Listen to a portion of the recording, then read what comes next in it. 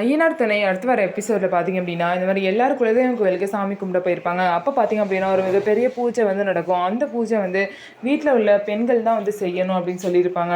So பார்த்திங்க அப்படின்னா இந்த வீட்டில் எங்கே பெண்கள் இருக்காங்க அப்படின்னு சொல்லிட்டு கார்த்திகாவோட அம்மா வந்து சேரன் ஃபேமிலி வந்து ரொம்பவே வந்து கிண்டல் பண்ணி பேசிகிட்டு இருப்பாங்க.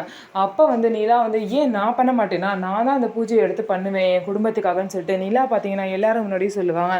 இதனால் வீட்டில் உள்ள எல்லாருக்கும் ரொம்பவே வந்து சந்தோஷமாக இருக்கும்.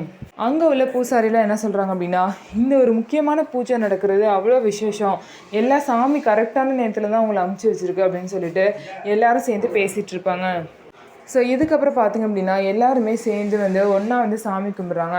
ஆனால் பார்த்தீங்கன்னா கார்த்திகாவோட அம்மா வந்து என்ன தான் வந்து சேரன் வந்து கார்த்திகாவோட லைஃப்பில் எந்த பிரச்சனையும் இல்லாமல் ஒழுங்காக இருந்தாலுமே இன்னமும் அவங்கள திட்டிக்கிட்டு தான் இருக்காங்க.